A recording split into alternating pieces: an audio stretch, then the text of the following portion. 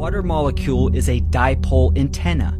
It is the intermediary for spirit and matter to unite and manifest. Your behavior is dictated by what you know, right? And this is why beliefs are so powerful and also so dangerous, because, you know, belief is based in dogma. Knowing is based in knowledge. Of the emotional world, to come back to myself, free from guilt, and free to just whatever the universe sends my way. The great thing about the journey inward, shock and disbelief, the anger, the landing of the reality and the pain that comes with that. But the great thing about it is that we don't have to travel to do it. You can do it right here and now. Astrology isn't predicting the future. It's actually showing the merits and demerits of the soul, forces that seem to tie us into this embryo when we're conceived, and then when the spirit is actually attached when we're born. It seems to really be a much more divine act than we'll ever truly know. The heavens, or the positions of the matrix we call astrology, seems to fit the path of the soul in its evolution. You get into the details of ancient Nadi astrology, it's breathtaking. You're looking into the divine window of the soul. It's not a spiritual or occultic phenomenon.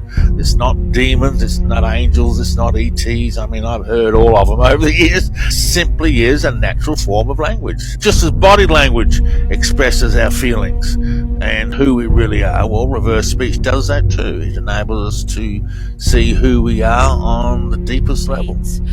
You already there see that it was about females' moral superiority and the hatred of men.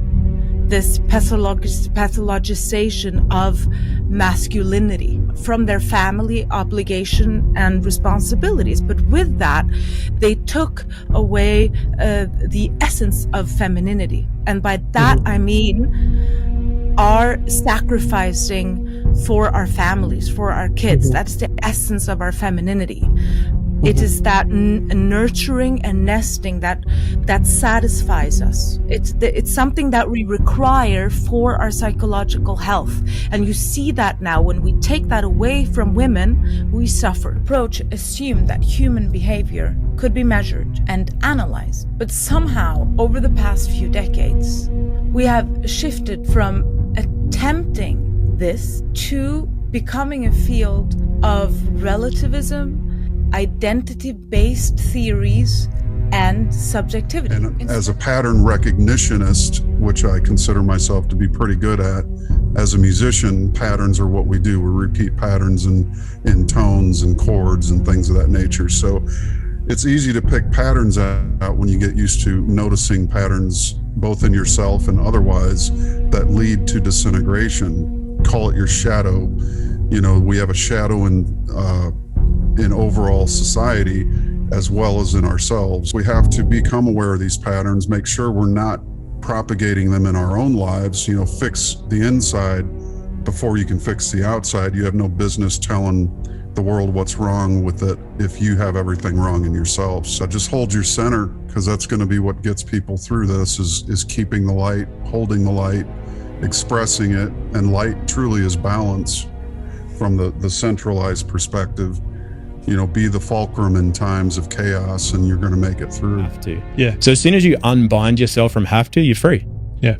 Like the consequences will be what they are. You will write that law. Like if you're embodied with life and have the experience and you don't try to resist it and mold it or whatever, you're free. It's becoming more of an alchemist in the world, because you know that you're an unlimited being, unlimited creative potential. And it's only the negative limiting beliefs and mindsets that just know the world's like this is how it works, that has to happen this way. If you ask why, but why? Well, because of this, but why? You had ample opportunity for any other number of doors to create, to open, to walk through that was already there. It's unlimited. And you are forgetting that part of history. And we have the oldest of the Old Testament, because it's written here in Murujuga, all the laws.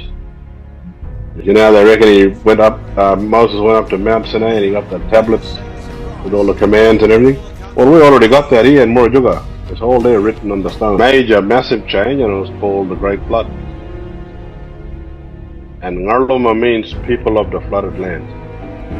Because a lot of people tend to think oral history is inferior compared to what's the written word. But see, the written word can't even tell you what happened before 10,000 years ago. Whereas I can tell you straight out. That's through my songlines. That's through what's written in Morijuga there on the stones. But before 10,000 years, we had a different name. And I can tell you that. I know who my mom was back then. That's during the Ice Age and beyond. You know? I can name it. We're called Yagoriji. And the reason is because we sing it. We sing it in our songline. And there are things that our songlines capture from the old times, you know? You have the wrong idea about the Matrix. The Matrix is the womb. Oh, artificial womb. Huh. Oh, that's an action, that's a verb. And the structure of words I've found is everything. So if we consider that, the primary sense of the substantive verb in all languages is to be fixed, to stand, to remain, or to abide. That is the definition of God, of Jehovah. Appropriate to the eternal spirit, the unchangeable God who describes himself thus: I am that I am. STE Academy presents STE Conference 5, commencing August 7th, a 9-week private conference for those intent on reclaiming independent thought and deepening their ability to think critically beyond consensus, guided by the practice of synthesizing dialogue. Synthesizing dialogue is a guiding principle underpinning the STE Academy Conference. It is a practice of inquiry that weaves together diverse and at times contradictory perspectives, experiences, and worldviews through conversation, storytelling, and collective exploration. Not to reach consensus, but to expand perception, strengthen discernment, and refine individual clarity. Each week of the conference, respected researchers and thought leaders from around the world share perspectives to challenge, inform, and expand perception, while participants have the opportunity to engage directly, posing questions, testing ideas, and exploring their own inquiries with those who have dedicated years to developing their understanding. In an age engineered to distract, divide, and obfuscate, this space offers a dedicated interval to study, question, and think in good company. Conversing with others on the same path, debriefing ideas together, and cultivating a shared commitment to truth through synthesizing dialogue.